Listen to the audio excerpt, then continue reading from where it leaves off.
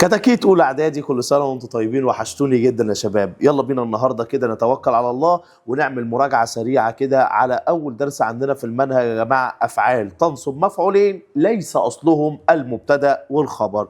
جاهزين؟ توكلنا على الله. خليك مع الجيني ويلا بينا. اول حاجه يا شباب عايزك تخلي بالك منها كده في البدايه. قال لك ايه؟ قال لك الدرس بيقول عندك افعال هتنصب لك مفعولين، والمفعولين دول ليس اصلهم المبتدا والخبر. زي ايه الافعال دي؟ قال لك زي منح، زي منع، زي سأل، زي اهدى، زي البس، زي كسى، زي اعطى. الافعال اللي انت شايفها قدامك دي يا شباب هتنصب لك مفعولين، هتنصب لك مفعولين، ولكن المفعولين دول مش اصلهم المبتدا والايه والخبر. زي ايه يا مستر مؤمن؟ بص يا باشا، لو انا جيت قلت لك منح الله الانسان عقلا، منح الله الانسان عقلا. بالعقل كده اول ما عينك شافت كلمه منح ترجم على طول ان انا في الجمله دي عندي مفعولين. حلو الكلام. لو على الاعراب اعرب عادي جدا. عندك ادي منح فعل ماضي مبني على الفتح. مين اللي منح؟ الله، يبقى الله فاعل مرفوع بالضمه. انا قلت لك طالما لقيت منح او فعل من الافعال اللي فوق دي هيبقى عندك كم مفعول؟ 2. الله ينور عليك يا بطل. يبقى ساعتها هو منح ايه؟ قال لك الانسان منحه ايه؟ عقلا. يبقى هنا حبيب قلبي كلمه الانسان تتعرب مفعول به اول منصوب بالفتح، وعقلا تتعرب مفعول به ثان منصوب بالفتح. يعني اذا يا شباب لو انت ركزت معايا كده خدت بالك ان انا لقيت عندي ايه؟ منح فعل بينصب مفعولين، فعل بينصب مفعولين. اسال عن الفاعل بمين؟ من اللي منح الله. منح ايه؟ هيطلع لي المفعول الاول ويجر معاه المفعول الايه؟ الثاني. مثال كمان عشان اخواتنا كده الجمال يفهموا. لو جيت قلت لك اعطى المعلم الطالب جائزة. عندك أعطى، أيوة الجيني قال لي إن أعطى بتنصب كم مفعول؟ 2. حلو قوي الكلام ده. طب أعطى عربها إيه برضه؟ ها، فعل ماضي مبني على الفتح. هو مين اللي أعطى؟ المعلم. يبقى المعلم هنا إيه يا جماعة؟ فاعل مرفوع بالضمة. أعطى إيه؟ الطالب مفعول به أول. أعطاله إيه؟ جائزة. يبقى ده مفعول به كام؟ ثاني. بس الملحوظة اللي أنا عايزك تنتبه لي شوية فيها يا شباب إيه هي؟ باشا خدتني بالك من حاجة؟ إيه هي؟ إن الإنسان وعقلا المفعولين، ده المفعول الأول وده المفعول الثاني، صح؟ في حاجة اسمها الإنسان عقلا. يعني أنا لو خدتها على جنب كده الإنسان عقلا، هل هذه الجملة لها معنى؟ قال لك لا. طالما الجملة دي ملهاش معنى يبقى ليس أصلهم المبتدأ وإيه؟ والخبر.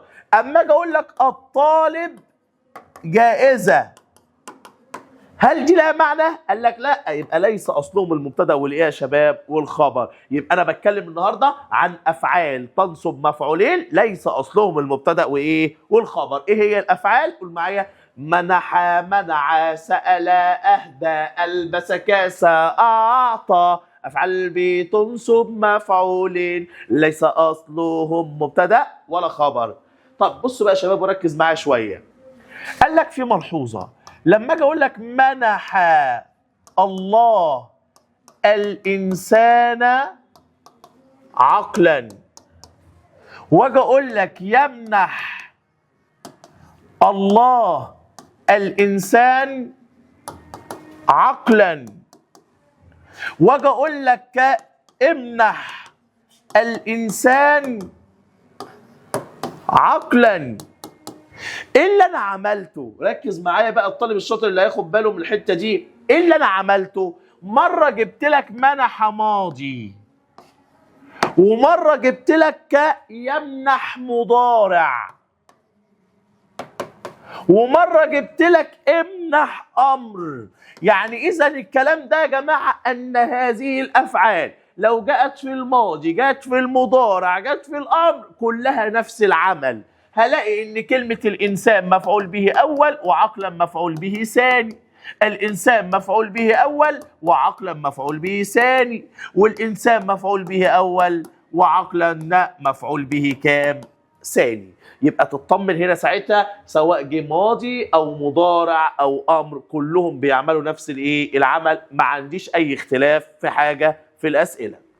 طيب دي ملحوظه اولانيه. الملحوظه الثانيه، لو الفعل يا شباب اللي عندي فعل مبني للمجهول، يعني جالي فعل من الافعال اللي بتنصب مفعولين بس مبني للمجهول، ايه القصه؟ ايه الحدوته؟ بسيطه.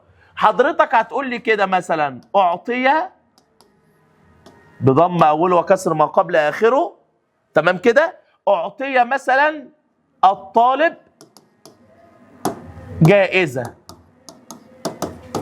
الاعراب هيبقى يجيني. قال لك بص حبيبي، اولا انا عندي قاعده بتقول اذا كان الفعل مبني للمجهول فما بعده نائب فاعل. الله ينور عليك. ماله؟ مرفوع بالضمه.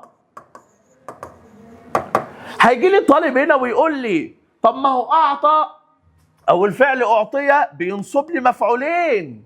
هقول لك انت تعرف الكلمه الثانيه عادي جدا، مفعول به ثاني عادي جدا منصوب بالفتحه. فيجي هنا الطالب يشغل مخه ويقول لي طب فين المفعول الاول يا جيني؟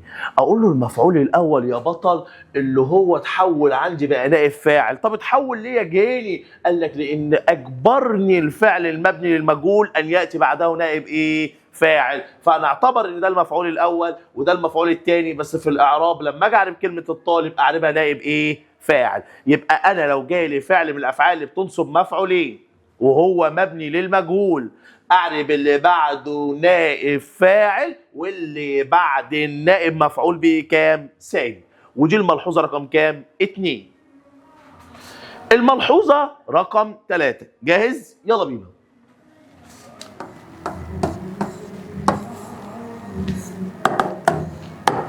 الكلمة العجيبة الغريبة دي، قال لك دي كلمة اسمها كهينة أو زي ما بيقولوها أي طالب من الطلبة. الكلمة دي مش كلمة أصلا، دي ضمائر إحنا جمعناها مع بعضها وعطينا لك كلمة كده. يعني ده الكاف والهاء والياء والناء، دي ضمائر يا بطل. الضمائر دي لو جت لك في الفعل اللي بينصب مفعولين اعرف على طول هي مفعول به أول. زي ما اجي اقول لك مثلا يا شباب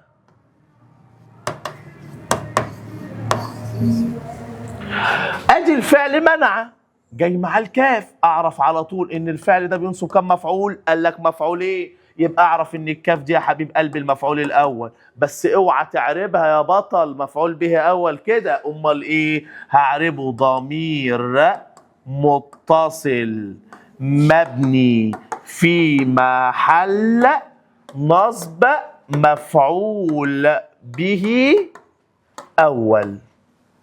يبقى الضمائر دي لو جت في أي فعل من الأفعال اللي هتنصب مفعولين اعربها إيه؟ ضمير متصل مبني في محل نصب مفعول أول، واللي بعدها يبقى مفعول به كام؟ ثاني عادي جدا وتكمل. ودي ملحوظة رقم كام؟ 3. التركة الأخيرة في الدرس بتاعنا شباب إيه هي؟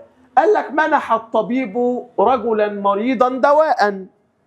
انا شفت منحه عرفت ان هي بتنصب لي مفعولين. انا شفت منحه عرفت ان هي بتنصب لي كم مفعول؟ مفعولين. مين اللي منح؟ الطبيب، يبقى ده الفاعل.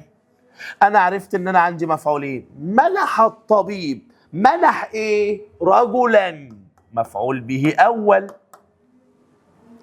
حلو الكلام. بس خد لي بالك بقى الطالب اللي واقع هيقع هنا، يقول لي رجلا مريضا، انا وصفت الراجل ان هو ايه؟ مريض. ده نعت يا باشمهندس، مش مفعول به تاني. انا منحت الراجل ايه؟ دواء، يبقى ده المفعول التاني. فصل بين المفعول الاول والمفعول الثاني بايه يا بطل؟ بنعت. ودي التركايه الاخيره. وكل سنه وانتم طيبين، ويلا بينا نجهز عظمه جديده ان شاء الله. مستنيكم في الحلقه اللي جايه مع مستر مؤمن الجيني استاذ اللغه العربيه في محافظه الاسكندريه.